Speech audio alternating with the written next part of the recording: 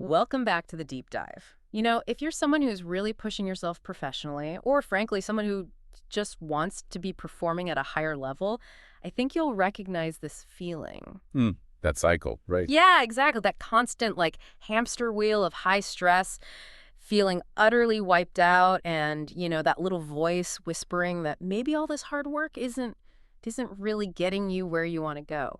It's a really common struggle. So today, we're diving deep into a really practical, realistic guide for breaking that cycle. We're looking at sustained success, pulling our insights from the framework in Change Your Day, Not Your Life. And the core issue it tackles is this modern paradox. You've got these highly motivated, ambitious adults. They're striving for growth. They want success. Right, they're doing all the things they think they should be doing. Exactly. But they often kind of unconsciously fall into these daily routines, these patterns that actually sabotage their bigger goals. It's like they're too busy to actually be productive. Or too worried about tomorrow to focus on today. Yeah, just running on fumes constantly. No energy left. I think we've all been there, haven't we? Feeling like you're giving it, 110%, but the results feel more like 60%. It's frustrating. It really is. And what's powerful about the approach we're exploring today is that it's not about, just gritting your teeth and working even harder. It's about working smarter by shifting the focus. Changing the scope. Right. You don't need to blow up your entire life overnight. The idea is simpler. Focus on changing the fundamental patterns of your day. Precisely. So our mission here really is to give you, our listener, a new way to think about your own productivity and well-being. And maybe the best place to start is by defining these three sort of worker types that the source material identifies in these high-pressure environments. You might see yourself in one of these. Okay, let's break those down. First up, you've got the strugglers. Now, these folks are often, pretty resistant to working hard. They might resent the pressure, feel overwhelmed. Often they're kind of mentally checking out, maybe even on their way out of the job or the industry altogether. Okay, so resistance is key there. Yeah. Then second, you have the strivers. Yeah. And this is where I think most high performers find themselves. They work incredibly hard. Really put in the hours. They meet expectations, maybe even exceed them. There's always a but. But it comes at a huge personal cost. They're battling constant stress, fatigue. Their success feels unsustainable. It's a grind. Right. Burning the candle at both ends, basically. Exactly. And then finally, the goal really is the thrivers. Now, thrivers also work hard, let's be clear. They consistently knock it out of the park, exceeding expectations. But here's the kicker. They manage to do it with surprisingly low levels of stress, both at work and at home. How do they do that? They've figured out a sustainable way. They've integrated their work into a life that feels high quality overall. They're not sacrificing everything else. Okay, I really like that framing. Because you're right, the default for so many of us is striver. We kind of equate heroic effort with good character, even if that effort is, slowly killing us. We wear burnout like a badge of honor sometimes. Yeah. So the goal isn't to stop working hard, it's to shift from striver to thriver. We need to find those subtle, repeatable patterns, those little mini habits that thrivers use to keep their motivation consistent, turning those chaotic, wasted hours into focused, productive energy. That's exactly what we're going to unpack today, those specific mini patterns. So to really grasp how thrivers build this sustainable success, we first have to understand these invisible forces that shape our days. We're way more influenced by our surroundings than we tend to think. And it all starts with environmental cues. Okay, cues, triggers. Right. Tell us more about how that actually works, that influence. The book kicks off with a really wild story involving Darren Brown, the illusionist. Mind control, right? That's the one. The fantastic illustration. So Brown sets up this experiment, seems simple enough, with two senior advertising executives from London. He gives them this quirky challenge. Design a logo and a slogan for a completely made-up chain of stores specializing in taxidermy. Taxidermy. Okay, that's specific. Yeah, definitely memorable. And crucially, before they even start brainstorming, Brown makes a big show of placing the sealed envelope on the table. He says it contains his idea, already done.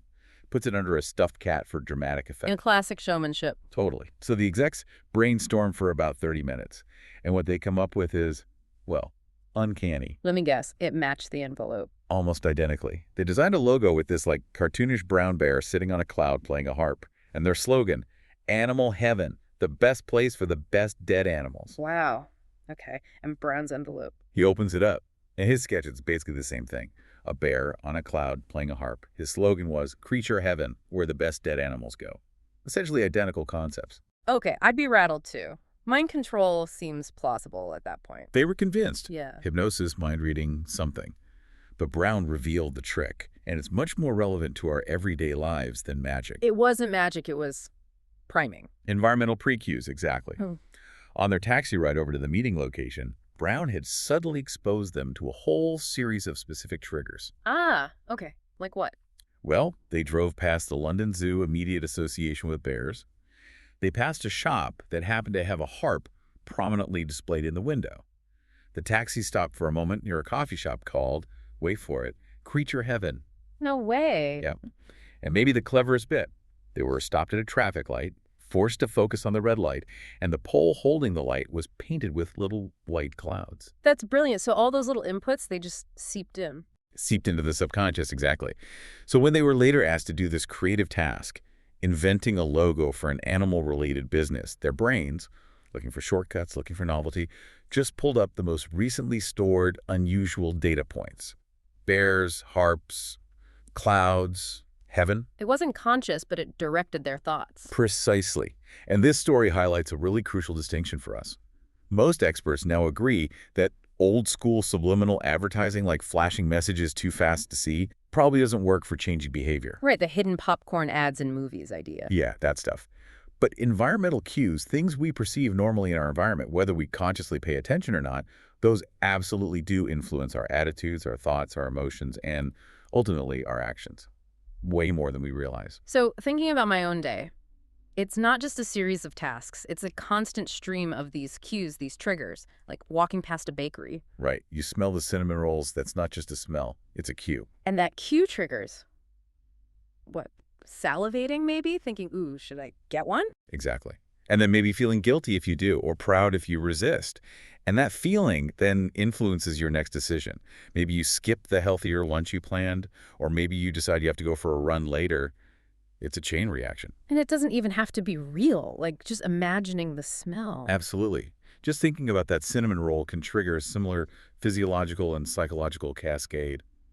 Our internal thoughts are cues too. Okay, so if our environment, both outside and inside our heads, is constantly nudging us, why do some people seem to sail through their day all positive and driven, while others feel like they're constantly fighting upstream, feeling overwhelmed? It comes down to intentionality. That's the difference. Strugglers and strivers. They tend to just absorb the cues passively. They wake up, grab their phone, open email first thing. And bam, instant stress cue from some crisis email.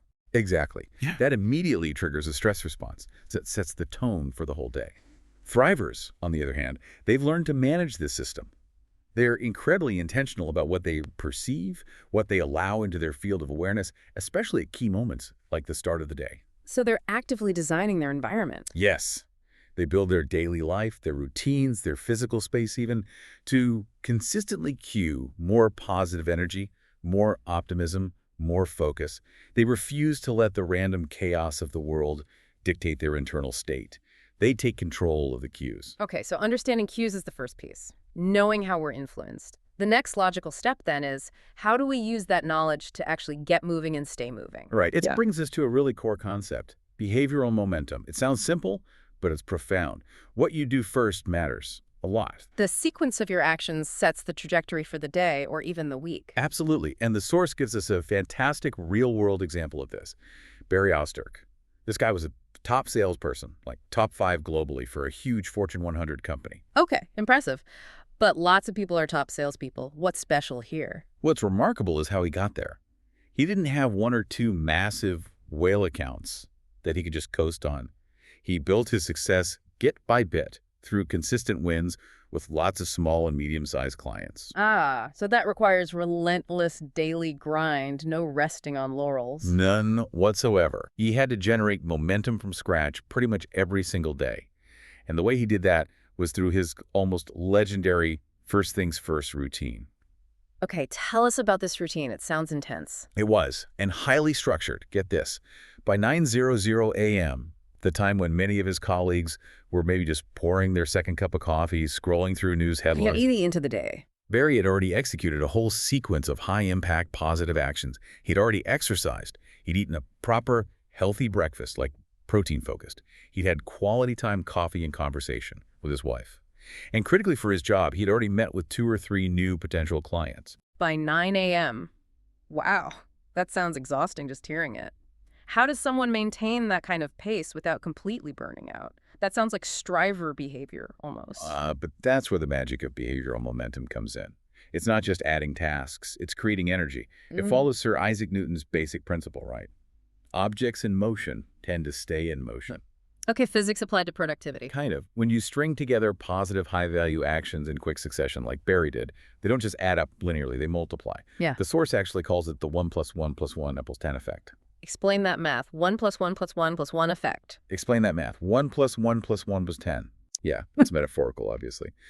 But the idea is the first action, say getting straight out of bed, no snooze button, that's a small win, 1. It creates a little burst of positive feeling. The second action, maybe exercising, uses that initial energy and actually generates more physical energy and accomplishment, another 1. Then the third action, like Barry meeting new prospects, leverages that physical and mental energy to secure future potential, another 1. But the combined effect isn't just 3 units of good. It creates this powerful forward momentum, this feeling of being effective and in control that feels like a 10. Okay, so the synergy is greater than the sum of the parts. Exactly. And when you repeat that sequence day after day, it becomes a habit, a pattern. And that pattern starts cueing other positive things, more creativity, a more positive attitude, and it starts to eliminate that dreaded motivational amnesia we talked about earlier. Right, that feeling where you're all fired up on Monday and by Wednesday it's like, where did all that motivation go? Vanished. Momentum prevents that. This really leads us directly to that huge, frustrating question so many people ask themselves. Why don't I consistently do the things I know I should be doing? We know exercise is good. We know prospecting is important. But we don't do it. Yeah. And society, our conventional thinking, usually tells us the problem is, well, us. Yeah. Our willpower, our discipline, our character. It feeds into that traditional belief model. Yeah. KN, no BE, do. Right. The logic is, if you know something is important, like eating vegetables, then your character, your inherent goodness or discipline, AE, should automatically motivate you to do the action. And when we fail, which we often do, we blame ourselves. I'm just lazy, or I lack willpower. Exactly. Which leads straight to guilt, shame, feeling like a failure, and eventually you just give up on the goal altogether. That's motivational amnesia in action, fueled by this flawed no BED model. So the source material argues we need to flip that script completely. It proposes a different cycle. Do no mo BE. Can you walk us through why starting with the action is so critical? It's all about grounding it in experience, not just abstract knowledge. The DOBRB cycle works like this. First, you get someone or yourself to do something, even a tiny action. Just start. Like putting on your running shoes. Perfect example. Then, the successful completion of that doing, however small, generates immediate positive feedback. You get a little dopamine hit, maybe some physical energy if it's exercise, a feeling of accomplishment. That positive experience becomes your know you know you. It's not intellectual knowledge anymore. It's felt knowledge. Well, that actually felt pretty good. Or, hey, I did it. So the action creates the positive feeling and the belief. Right. And this new positive knowing, this experiential proof, makes you more likely to repeat the doing. You start building a successful habit. And over time, consistently doing the thing actually shapes your identity, your being. You stop trying to be a runner. You simply are a runner because you consistently run. Action shapes identity. Action precedes attitude. That's a big shift. So instead of waiting until I feel motivated to tackle that big project. Just start it. Open the document, write 1 sentence, make 1 phone call. The action itself breaks the inertia and often creates the motivation you thought you needed beforehand. Okay, give us a practical example of DO no BE in action. A great one comes from corporate wellness programs trying to get employees to, say, get an annual blood test. The old TNOBD approach is to send out flyers and emails explaining why it's important, all the stats about heart disease risk, etc. That's the KNOB part. And the results are usually? Pretty underwhelming, yeah. Because information alone rarely drives action. But the DNOBE approach, the company brings a mobile health van right into the office parking lot. They make it incredibly easy. Maybe the supervisor even says, hey team, the van's here, let's take 10 minutes right now, we'll walk over with you. They're focusing entirely on the DO, making it almost effortless. Exactly. They remove the friction, make the action immediate and simple. That approach gets far, far better results than just giving people more information. Because once people do it and realize it was easy and they feel good for taking care of their health, K-N-O-W, they're much more likely to do it again next year, being. So this has big implications for anyone trying to influence behavior, whether it's leading a team, parenting, or just managing ourselves.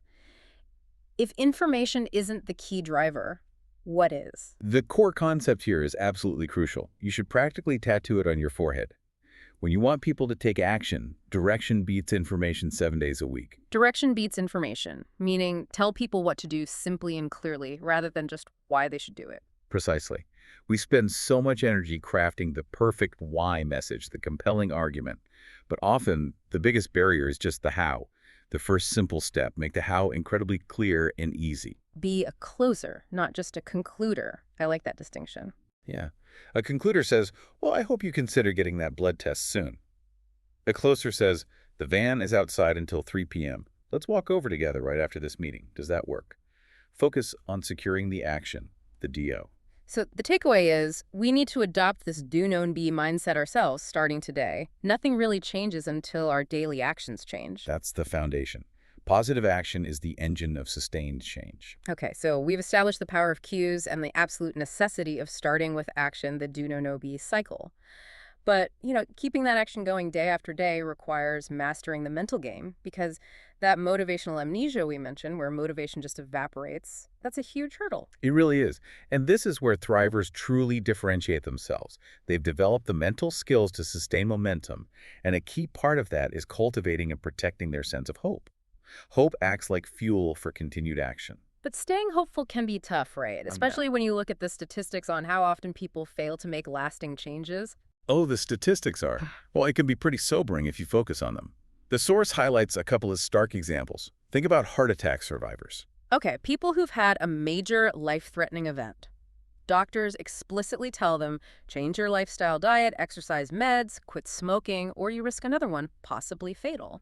The stakes couldn't be higher, right? Life or death. Yet one major study found that a staggering 6 out of 7 heart attack survivors failed to actually adopt and stick with those healthier, life-saving habits. 6 out of 7. Wow. That's disheartening. It is. And another example, patients with glaucoma. They need to use eye drops multiple times a day, every day, just to prevent going blind.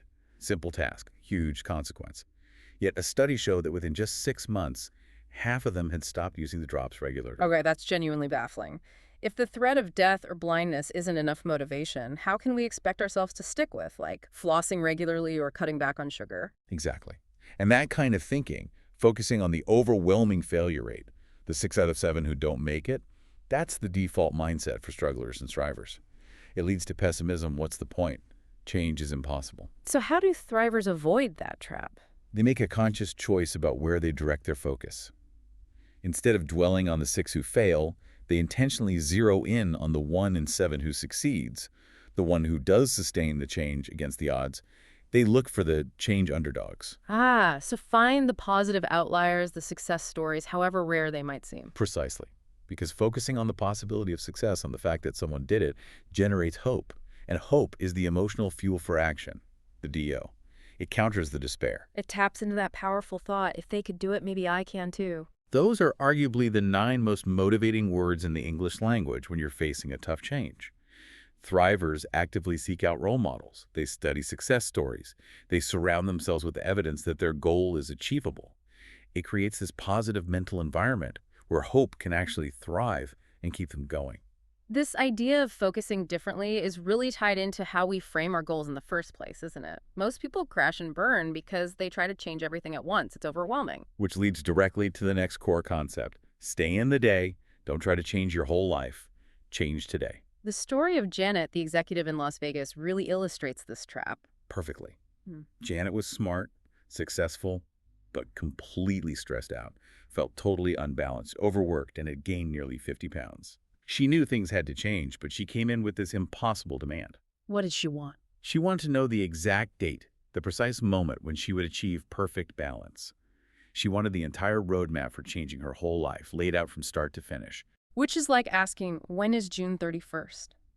It's setting yourself up for failure because that perfect static state never truly arrives. Exactly. That's the June 31st trick. Trying to tackle her entire life all at once would just trigger massive overwhelm, guilt when she inevitably slipped up, and ultimately destroy her motivation.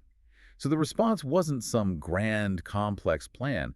It was simple. What was the advice? It was essentially, Janet, forget about changing your whole life for now. That's too big. Let's just focus on helping you change your day. Break it down. Make the scale manageable. Let's quickly revisit Janet's old daily pattern. It was kind of a masterclass in self-sabotage, wasn't it? Oh, absolutely. It started with hitting the snooze button multiple times, terrible Yeah. for sleep quality. Yeah. Then rushing, grabbing something unhealthy or skipping breakfast entirely, relying on huge sugary coffees to get through the morning. Setting herself up for that massive afternoon energy crash. Precisely. Which then led to what the source calls cubicle trick-or-treating, hunting for donuts, candy, anything sugary to get another quick fix. Then taking work home, sacrificing family time, stress eating late at night, and finally lying awake worrying about everything she didn't get done. A perfect storm. Just a constant cycle of negative cues, low energy, and high stress. A vicious cycle. So the solution wasn't a life makeover. It was introducing a few simple, doable daily habits, things she could actually achieve today. The goal became just completing those daily actions. And the beauty of that approach is if you mess up one day, You just get back on track the next day. You don't have to wait for Monday or the first of the month or New Year's. Failure is contained to a single day, not the entire life change project. The pressure comes way down. and the results for Janet, this daily focus approach. Phenomenal. 2 years later, she'd lost 75 pounds, and the real proof of her transformation. She climbed the incredibly steep, challenging steps of the Mayan temple at Chichen Itza nonstop, a testament to her fitness and energy. That's amazing. And it proves the point. By focusing on just changing her day consistently, she ended up changing her entire life, but without that crushing pressure of trying to do it all at once. Exactly. The small daily wins accumulated into massive, sustainable change. This daily focus also helps us rethink that tricky word, balance. A lot of people, myself included sometimes, kind of hate that word. It sounds like this perfect static equilibrium 50-50 work life, which feels totally unrealistic. Or triggers guilt, right? I'm not balanced enough. Yeah. So what's a better way to think about it? Thrivers tend to focus more on work-life integration. Tony Hsieh, the late Zappos CEO, put it well. It shouldn't just be about work versus life. It should just be about life. Work is a part of your life, hopefully a meaningful part, not something separate you constantly battle against. So it's about synergy, not just splitting time. Yes. When you see work as integrated into a high-quality life overall, you can achieve what the source calls the synergy formula. 1 + 1 = 3. Okay, explain that math again. How does 1 + 1 = 3 work here? Think of it this way. Let's say you invest time and energy in your physical health. That's 1. The payoff isn't just better health. It's also increased energy, better focus, reduced stress. That allows you to be more effective and creative in your work. That's the other 1. The result of combining these two isn't just 2 separate benefits. It's enhanced performance and well-being across the board. That's the 3. Excellence in one area fuels excellence in others. It creates an upward spiral. Better health leads to better work, which leads to less stress, which supports better health. Exactly. It's a self-reinforcing positive loop. But achieving this integration requires seeing yourself in a new role. Which is? You need to step up and become the CEO of you. CEO of me. Okay, what does that entail? It means you are consciously managing all your resources, your time, your money, your energy, even your network of people across all areas of your life. Career, family, marriage, friendships, health, personal growth. You're doing it 24/7, and your core values and character dictate your strategy. So it's about making conscious allocation decisions, just like a CEO allocates company resources. Precisely. And the most crucial decision the CEO of you has to make is defining your non-negotiables. What are you absolutely unwilling to sacrifice? Because the trap is sacrificing things we claim are deeply important, like our health or our relationships, in the pursuit of, say, a career goal. We see it all the time. People climb the ladder only to find they're unhealthy, unhappy, and disconnected at the top. Thrivers understand that temporary sacrifices of maybe hobbies or some free time might be needed for a short sprint. But sacrificing fundamentals like sleep, health, or core relationships for long periods, that's a path to burnout, not sustainable success. This really connects to that pick 3 core concept you mentioned. Yes, the story of Amy Jo Martin. Her boss gives her this note: work, family, self, and then leans in and says, pick 2. Implying you can't possibly succeed at all 3. That's the conventional wisdom, right? That something's got to give. That's the striver's dilemma. Accepting that means accepting a life of perpetual compromise and guilt. But Amy Jo rejected that premise. She decided she would pursue excellence in all 3. She actually quit that job and built a new career that was ultimately more successful and made her happier. So thrivers reject the either and aim for and. They understand that integration, having work, family, and self all thriving, isn't some prize you get after you become successful. Sure. It's the foundational platform that enables sustainable success in the first place. You need all three legs of the stool to be stable long-term. Okay, so if we're aiming for this integrated life, this synergy where 1 + 1 = 3, we absolutely have to tackle the things that drain our energy and time unnecessarily. We need to cut out the drag. Which means it's time to talk about jettisoning junk hours. Junk hours. I like that term. Where does it come from? The source credits it to the chairman of a really successful trucking company. He'd observed his employees for years, trying to figure out what separated the people who rose to senior leadership from those who just plateaued. And the difference wasn't raw talent or just working longer hours. Not primarily. He concluded the single biggest differentiator was that the successful people learned how to work fewer junk hours. Okay, define junk hours. Because, like junk food, they probably feel pretty good in the moment. They absolutely can. Junk hours are those activities that might offer short-term distraction or relief from a difficult task, but deliver zero real productivity or sustained energy. Think about aimlessly surfing the web, getting lost down social media rabbit holes. Mindless scrolling. Exactly. Or attending pointless meetings that drone on forever just because we always have this meeting. Or spending way too long chatting at the water cooler where it stops being connection and just becomes procrastination. It's activity, but not productivity. Precisely. It's a phenomenon often called presenteeism. You're physically present at work, your body's in the chair, but your mind is checked out, engaged in low-value stuff. And why do we do that? Is it fear of looking idle or just fatigue? It can be both. Sometimes it's easier to look busy doing trivial things than to tackle the hard, important work. Other times, we're just too tired to focus, so we drift into these low-effort activities. But the result is the same. The real work gets pushed later and later, often into evenings and weekends, completely wrecking that work-life integration we just talked about. So getting rid of junk hours isn't just about stopping the bad habit. You need to replace it with something positive, right, to keep that momentum going. Absolutely critical. You need a replacement rule. And the story of Ben is a perfect example of this principle in action. Tell us about Ben. He sounds like a classic striver initially. Totally. Known for his insane work ethic, regularly clocking 65, maybe 70 hours a week. People admired him for it, but obviously it was completely unsustainable. It took a major health scare. He described this terrifying vice-like grip around his heart to make him stop and seriously reevaluate. A wake-up call. Yeah. So he had to figure out where all those extra hours beyond a standard work week were actually going. Yeah. And he was smart enough to realize the problem wasn't just the job itself. It was how he was structuring his days. He identified his own junk hour patterns.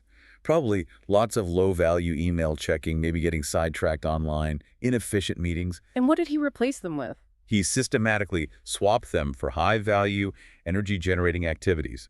He started journaling to clear his head. He began preparing a proper, healthy breakfast instead of grabbing something on the run. And crucially, he scheduled time for exercise. He treated it like an important meeting. He put appointments with Jim in his calendar. Exactly. 3 times a week, non-negotiable. He refused to cancel on Jim. Okay, let's look at the time math here because this is fascinating.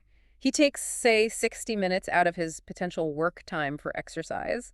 Logically, that should mean less time for work, right? Logically, yes. But remember the 1 + 1 = 3 effect. That hour of exercise wasn't a cost. It was an investment.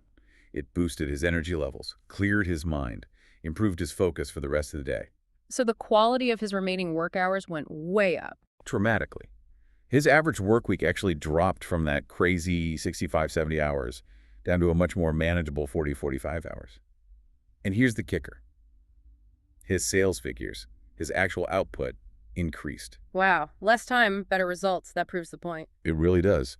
The exercise break gave him more energy and clarity, allowing him to work more efficiently and effectively. It fueled momentum rather than draining it like the junk hours did. This reinforces that replacement rule then. If you schedule a break, make sure it's an activity that actively produces something positive energy, clarity, a sense of accomplishment, even relaxation rather than just dissipating your focus. Yeah, like the example of the woman who took a 20-minute knitting break every afternoon. She wasn't just randomly knitting, she had a purpose making baby blankets for a local shelter. So it was a real mental break, using different skills, but also productive in a different way. Exactly. It rested her work-focused brain, gave her a sense of purpose and accomplishment, and sometimes the rhythmic activity even helped her unconsciously solve complex work problems.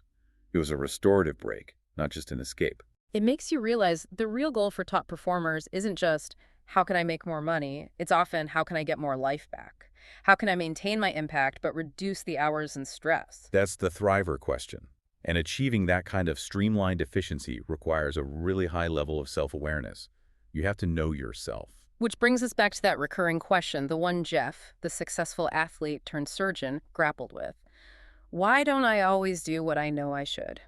Especially when things get complicated. And Jeff's world was incredibly complex. Think about it. Surgeons sometimes work insane shifts, 40 hours straight without sleep.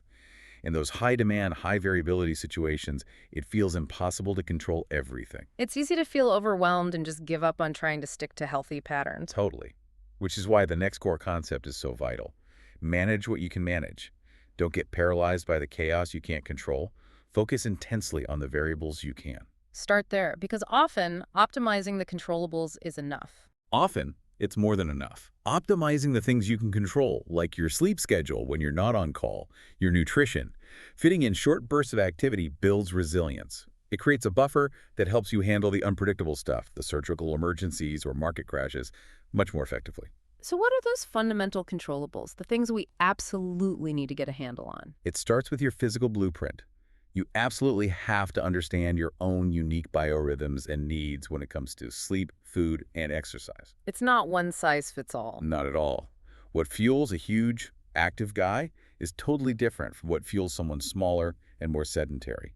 You need to figure out your optimal sleep duration, your best eating patterns, the type and amount of activity that leaves you feeling energized, not drained. You need to know your personal operating manual. And then beyond the physical, it's about choices. Our days are just a sequence of small decisions, aren't they? Absolutely. Take the stairs or the elevator. Grab the apple or the candy bar. Respond to that email now or focus on the deep work. Thrivers make these choices intentionally, thoughtfully. Strivers often make them reactively, based on impulse or immediate gratification. But here's the encouraging part you mentioned earlier. If someone is even asking that question, why don't I do what I want to do? They already know most of the answers. Grabbing the apple is the better choice. Yeah. Taking the stairs is healthier. The knowledge usually isn't the core problem. So if we know what to do, why the gap? Why the inaction? What's the deeper block? Based on years of coaching experience, the source argues the primary block often boils down to a fundamental lack of belief. Deep down, you might not truly believe you can achieve the goal, or that you deserve the positive outcome, or that you can earn the success you desire. It's often a subconscious scarcity mindset or a worthiness issue. I don't really believe I can lose the weight, or I don't deserve to feel less stressed. Something like that. Without that foundational belief in your own capability and worthiness, it's incredibly hard to sustain the effort required for change.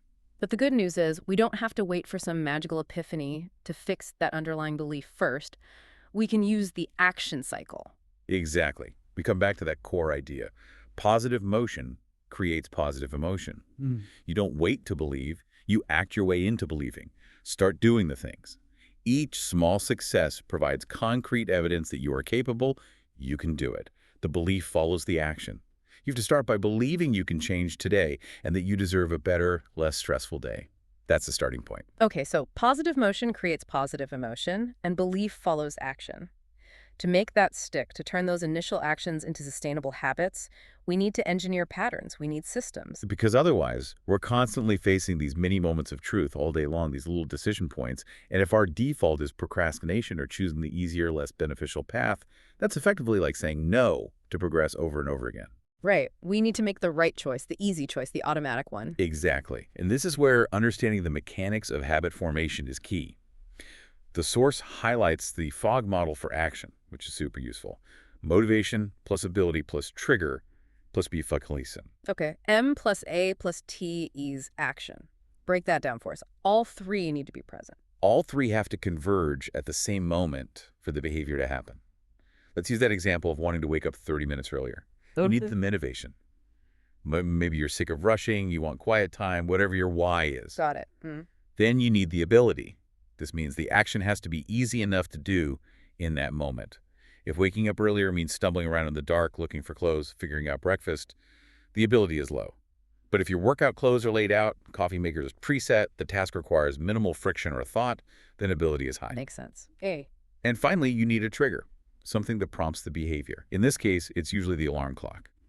M plus A plus T. So if any one of those is missing, like the alarm goes off, T, you want to get up, M, but you didn't lay out your clothes and it feels like too much effort, low A. The action probably won't happen, you'll hit snooze. The model shows us that if motivation is low, you can compensate by making the ability incredibly high, making the task ridiculously easy. This really underscores the power of simplicity, doesn't it? Absolutely. When you're trying to build new patterns, don't try to overhaul everything at once. Pick one or two small things. The fewer new behaviors you're juggling, the less willpower and mental energy it requires to turn them into automatic patterns. Remember, every positive choice builds momentum, but every time you have to struggle or force yourself, it drains that energy. And speaking of how our minds work, we also need to be aware of certain biases that affect how we perceive our progress, like recency bias. Yeah, this one's fascinating and has big implications for motivation. Recency bias is our tendency to overweight the importance of the most recent events or information. Like in that experiment with the dots. Exactly. You show people a series of, say, 20 images.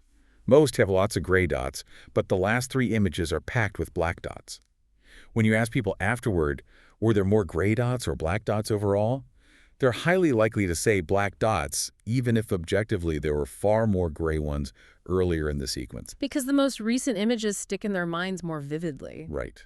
The final cue is incredibly powerful in shaping our overall memory and perception of the entire experience. So the takeaway for building positive patterns is, How you end a task or how you wrap up your workday has a disproportionate impact on how you feel about that task or day, and therefore your motivation for the next one. Finishing strong, ending on a positive note, even a small one, can make the whole preceding effort feel more successful. okay, that's a really practical tip. End the day by noting a win, maybe. Or tidying your desk, planning the next day's first task, something that creates a sense of closure and positive anticipation. So how do we take all these cues, momentum, simplicity, biases, and bake it into reliable, automatic patterns? This leads us to maybe the most practical core concept for efficiency. Think about it so you don't have to think about it. Meaning, do the planning and system building up front. Exactly. Invest the mental energy once to create the pattern or the system so that going forward, the behavior becomes automatic, instinctual. This saves enormous amounts of time, reduces decision fatigue, eliminates hassle and stress. It creates a motivational tailwind instead of a headwind. The classic example used is Naomi and her lost keys. Right. So many people can relate. Naomi used to come home, tired, juggling bags, and just toss her keys Yeah. wherever. On the counter, in her coat pocket, on the table. And the next morning, panic. 5, 10 minutes of frantic searching, starting the day stressed out. Total headwind. So she applied the think about it once principle. She designated one specific spot, a small decorative dish right by the door. She practiced the new pattern. Yeah. Walk in, keys immediately go in the dish every single time. And the trigger was just opening the door. Opening the door became the trigger for the automatic action. Keys in dish. After a short while, it became instinct. No more searching, no more morning stress from that source. Simple, but it significantly lowered her rate of perceived exertion, her RPE, for the whole morning routine. Let's talk about RPE, rate of perceived exertion. That's a term from exercise, right? How hard an effort feels. Exactly. And it applies perfectly here. When strugglers and strivers are constantly relying on raw willpower, making decisions on the fly, fighting against friction, everything feels hard. They experience a constant headwind. Their RPE is high, even for simple tasks. It's exhausting. It is. Thrivers, however, by intentionally creating these patterns and systems, feel like they have a tailwind. You're fueling what the source calls the core 4, meaning knowing why they're doing it, energy, managing food, sleep, activity, confidence, built through small wins, and pattern, the automated routines. When those 4 are aligned, the effort feels easier. The RPE is low. They achieve more with less perceived stress. So patterns are like lubrication for the gears of daily life. That's a great way to put it. They reduce friction. Now, for these patterns to work, especially when things get really complex, like in demanding jobs or managing a household, we need tools to simplify. Which brings us to checklists. Yes. And the story of the Boeing B-17 Flying Fortress is the ultimate testament to the power of the humble checklist. Right. Back in 1939, this plane was a technological marvel, faster, longer range, bigger payload, supposed to revolutionize bombing. Huge expectations. Yeah. But on its very first major demonstration flight, with Army brass watching, a top test pilot took it up, and it stalled and crashed almost immediately. A disaster. And the first reaction was, this plane is too complicated. It's too much for one pilot to handle. Exactly. But the investigation found it wasn't a fundamental design flaw. It was simple pilot error. Amidst all the new dials and levers, the highly experienced pilot had forgotten one single crucial step: releasing a control lock before takeoff. The complexity overwhelmed his working memory. So what was the solution? More training, a thicker manual. That's what we'd normally do, right? Pile on more information. But the Army Air Corps did something brilliant. They realized the problem wasn't lack of knowledge. It was managing complexity under pressure. The solution was radically simple: a checklist. Just a list of steps. Short sequence checklists on index cards. One for takeoff, one for flight, one for landing, one for taxiing, covering the absolute essential steps in the right order. Making the complex simple and routine. Precisely. And the result? The B-17, using these checklists, went on to fly nearly 1.8 million miles without a single major accident attributed to pilot error on these routine procedures. The checklist didn't replace pilot skill. It freed up their mental bandwidth to focus on the unexpected, the things that weren't on the list, like navigation, weather, or enemy fighters. The lesson for us is pretty clear then. Complexity swamps willpower. Checklists, routines, patterns, they make the complex manageable. They automate the mundane so our brains can handle the truly important stuff. Drivers get this. They rely on process and pattern way more than strivers, who often try to just muscle through everything with sheer effort. And we can apply this checklist idea directly to managing our overwhelming to-do lists using something called big box time management. Yeah, this is a great technique to escape the tyranny of the endless scrolling to-do list, which just creates anxiety and guilt. So instead of one long list, what do you do? You create maybe 2 boxes on your page or digital note. One is a small box, maybe labeled small stuff or admin. That's for the necessary but lower value tasks: paying a bill, scheduling a minor appointment, quick emails. The little things. Then you create a big box, or maybe several big boxes, for your truly important high value tasks. These are the activities that directly align with your major goals and values, the needle movers. So you're forced to prioritize and define what really constitutes a successful day. Exactly. At the end of the day, you look at your boxes. If you've put check marks in those big boxes, maybe you wrote that chapter or made those key sales calls or had that strategic planning session, then it was a good day. It was a productive day, even if a bunch of things in the small box didn't get done. It shifts the focus from busyness to effectiveness. It combats presenteeism. Totally. It prevents the urgent from constantly crowding out the important. I actually use this myself, tying it back to that work-life integration idea. My big boxes reflect my core values. So for me, the questions are usually, Let's hear them. 1, did I do some focused creative work, like writing or developing content? 2, did I actively try to grow my reach or business sales, outreach? 3, did I exercise or move my body? 4, did I have some real playtime with my daughters? And 5, did I connect meaningfully, quality time with my wife? Those are great big boxes. They cover your core priorities across different life domains. Right, and if I can honestly check off those 5 at the end of the day, even if my inbox is still full and there are errands undone, I know it was a successful, well-integrated, thriver kind of day. It maintains momentum and aligns my actions with my values. That's a perfect application. And underpinning all these checklists and big boxes are the mini patterns themselves. These are the small automated sequences we run constantly. The source estimates something crazy, like 95% of what we do is habitual. It's incredibly high. Think about driving a car, tying your shoes, brushing your teeth. Even complex work tasks often become sequences of mini patterns. And like learning to type, new patterns feel clunky and require intense focus at first. Very effortful, but once you practice them enough, they become smooth, fast, almost unconscious. The pattern takes over, speeding up performance and dramatically reducing the mental effort required. So what are the specific benefits of consciously building these mini patterns? Why are they so powerful? The source outlines 4 key advantages. First, obviously, higher performance. Once the pattern is ingrained, like typing, you just execute faster and more accurately with less conscious thought. Okay, makes sense. Better output.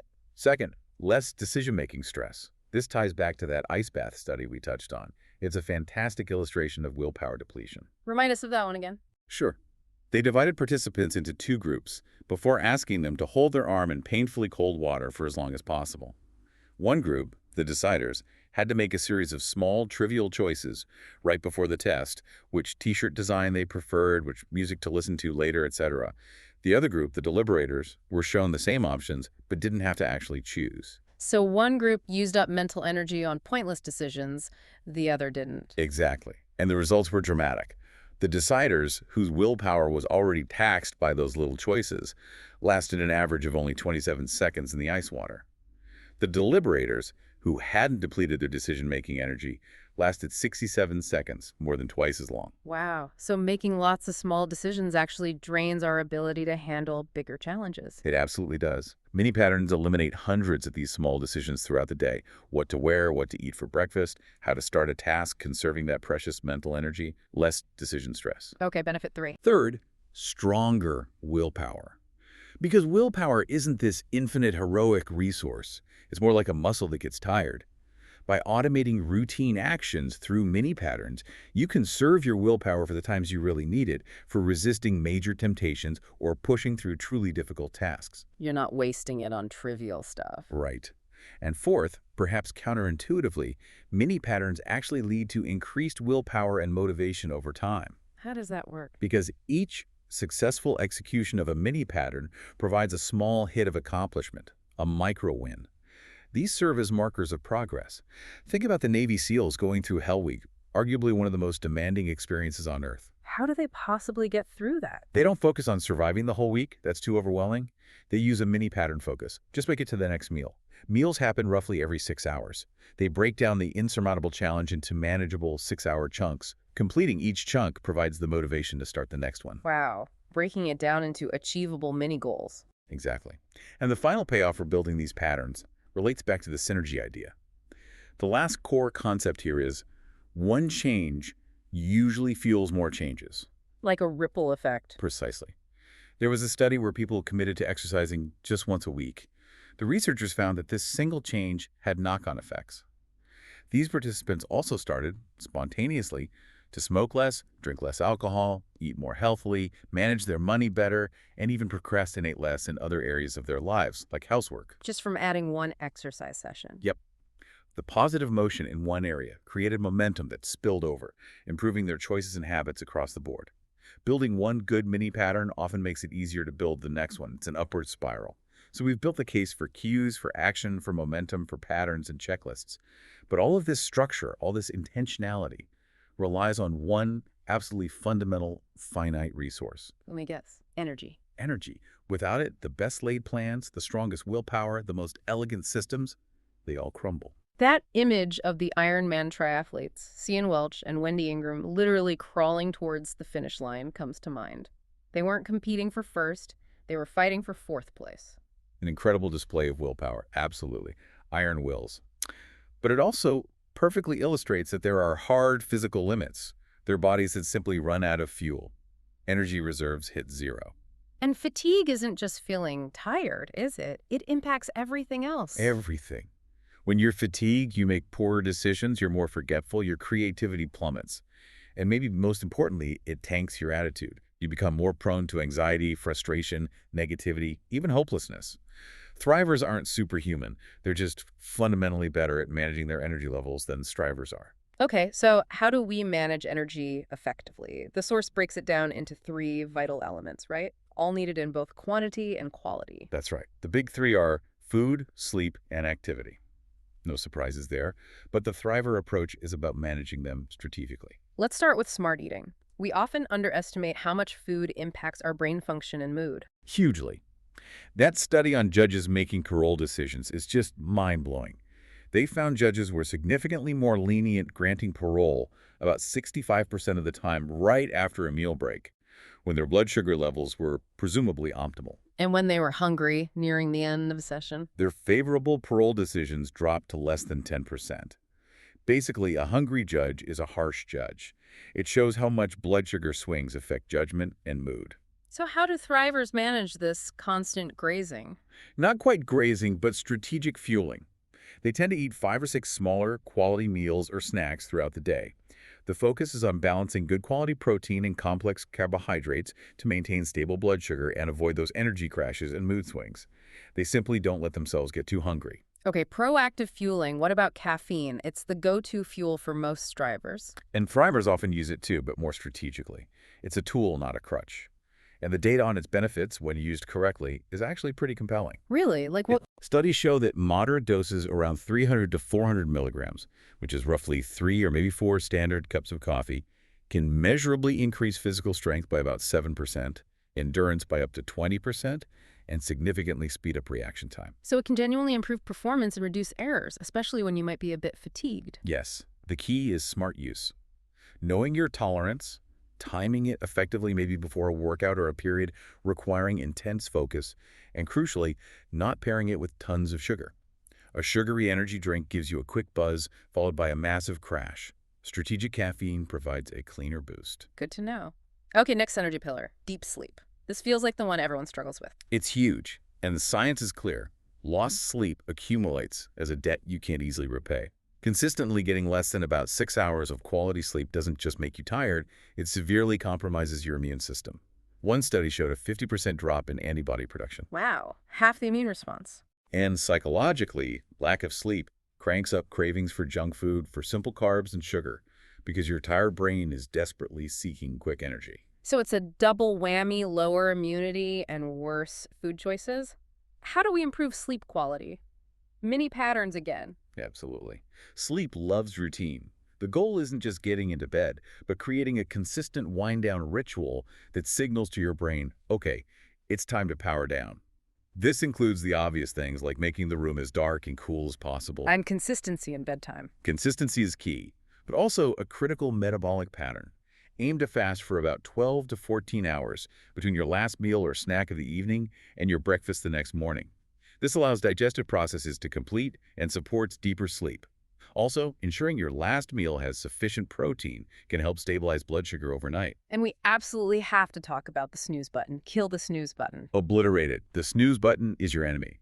That fragmented, low-quality sleep you get in those 9-minute increments actually makes you feel more groggy and less rested than just getting up when the first alarm rings. What should we do instead in those first few minutes? Get up. Maybe do 5 minutes of light stretching. Drink a glass of water.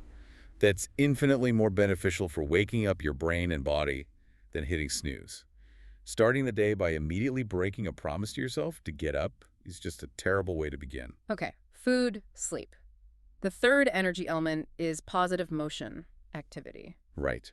And the most important thing about exercise for energy management is consistency. The absolute best workout plan is the one you will actually do regularly. It doesn't have to be marathon training. Not at all. Even just 15-20 minutes of brisk walking most days can significantly boost energy levels, strengthen your mental resolve, and reduce stress hormones. Find something you enjoy, or at least tolerate, and build it into your routine. I've heard about executives doing walking meetings now. Is that related? Definitely. It's sometimes called MBWA management. By walking around, or just walking meetings, instead of always sitting in stuffy conference rooms, you take the conversation outside. You get some steps in, the change of scenery can spark creativity, and it often leads to better connection too. It integrates activity into the workday. Okay, so managing food, sleep, and activity is crucial. And thrivers seem to live by the HALT. Yes, HLT. It's a simple but powerful reminder. Don't allow yourself to get too hungry, angry, lonely, or tired. Because those 4 states just tank your willpower and decision-making. They absolutely crater it. When you're in one of those states, you're far more likely to make impulsive, poor choices, snap at people, or give up on your goals. Thrivers are proactive about recognizing the warning signs and taking action before they get too deep into a hate state. They eat before they get ravenous, address frustrations before they fester, seek connection when feeling isolated, and prioritize rest before hitting exhaustion. It's about proactive self-regulation. Exactly. Now, beyond the physical energy, there's the deeper fuel. Motives and meaning. Why are you working so hard in the first place? The answer dramatically affects your motivation and, again, your RPE, how hard the work feels. So finding meaning in what you do makes the effort feel less draining. Immensely so. Meaning is arguably the most powerful and sustainable motivator. This doesn't have to be some grand spiritual quest, necessarily. It's about finding a clear connection between your daily tasks, even the mundane ones, and a larger purpose or positive impact. Like that janitor at NASA who, when asked what he did, said, "I'm helping put a man on the moon." Perfect example. He connected his essential but perhaps unglamorous work to the overall mission. Or someone working in customer service reminding themselves, I'm helping solve people's problems today. Finding that why makes the what much more tolerable, even enjoyable sometimes. But let's be realistic. Most jobs have parts we don't enjoy. The source mentions that only like 1% of people truly love every single aspect of their job. Right. You don't have to adore filling out expense reports or attending mandatory training. But thrivers make a conscious effort to identify and spend as much time as possible engaged in the parts of their work they do find genuinely enjoyable and where they feel most effective. Which leads to the concept of the thriver zone. Yes, the thriver zone is that sweet spot, that overlap between what you genuinely enjoy doing and what you are most productive and skilled at doing. And thrivers actively try to maximize their time in that zone. Exactly. They try to structure their roles, their projects, their days to spend more time operating from that place of aligned enjoyment and competence. When you're in that zone, work doesn't feel like work. It feels energizing, engaging. It creates flow. And that positive energy makes tackling the less enjoyable necessary tasks feel much less burdensome. This focus on meaning and enjoyment also seems to shift the focus away from just ego and personal achievement. It does. Which brings us to another powerful mindset shift. The core concept of serve and not shine. Serve and not shine. What does that mean in practice? When you're facing a high-pressure situation, a big presentation, a crucial negotiation, a challenging project, the striver mindset often defaults to focusing on the outcome for themselves. I need to nail this, I need to impress everyone, I need to win. Which, of course, ramps up anxiety. Performance anxiety, fear of failure. Totally. The thriver, using the serve not shine principle, consciously shifts their focus away from their own performance and onto the process and the people they are serving. So instead of how do I look, it's how can I be most helpful? Exactly. Like the speaker who reportedly says a little prayer or mantra before going on stage, please, Lord, let me serve and not shine. It channels that nervous energy away from self-consciousness and towards the value they hope to deliver to the audience. It's about contribution, not just accolades. This dramatically reduces fear and pressure. That reminds me of the story of the guy working for the roadside maintenance crew. His job involved spraying weeds, picking up litter-tough, often thankless work. Right. But when someone asked him what he did, he didn't just say, I pick up trash. He puffed up his chest and said, proudly, I keep Florida, Florida. Wow. He connected his specific actions to a much larger purpose, preserving the beauty and identity of his state. That's powerful meaning-making. It's a fantastic example. Yeah. And it should inspire each of us to craft our own meaning statement. This becomes your first thought of the day. When that alarm goes off, before the worries rush in, you state your purpose. Like, I keep Florida, or maybe I build great teams, or I help people feel better, or even just I am a runner. Something simple that connects your daily actions to your core identity or purpose. Yes. And there's one crucial final step when you state your meaning statement each morning. What's that? You have to smile as you say it. Even if it's a forced smile at first. Why the smile? Biofeedback. The physical act of smiling, even artificially, actually triggers the release of positive neurochemicals in your brain. It immediately lifts your mood and reinforces the positive statement. It's a tiny action with a real physiological impact on your attitude. Which leads us nicely into the final piece, the power of attitude, managing our internal state. Absolutely. A thriver's attitude isn't just about being cheerful. It's deeper. One way to assess your attitude is by asking, how sincerely do I display concern for the well-being of the people around me? Are you a predictable, reliable, supportive presence in your relationships? Or are you moody and draining? Thrivers build security around them because their internal state is well managed. That requires emotional regulation. Another aspect is hopefulness, right? We touched on hope earlier. Crucial. Dan Burris nailed it. Your view of the future shapes your actions today. If you believe deep down that things can get better, that your efforts matter, you're far more likely to take positive action now. Thrivers actively cultivate optimism and refuse to let pessimism take root, even when things are tough. And we also need to fight the enemies of a confident attitude. Yeah. The source calls out 3 big ones. The 3 Ps: perfectionism, pessimism, and procrastination. Why are those so damaging? Because they're like driving with one foot on the gas and one foot firmly on the brake. Perfectionism stops you from starting or finishing because it's never good enough. Pessimism convinces you it won't work anyway, so why bother? Procrastination just delays action indefinitely. All three kill momentum and erode confidence. So confidence isn't about being perfect, it's about being a completionist, someone who gets things done, even if imperfectly. Exactly. Taking action, finishing tasks, moving forward, that's what builds real earned confidence. But even completionists stumble. We all make mistakes. Which brings us to perhaps the most important mental skill for long-term thriving. The final core concept. Thrivers forgive themselves faster.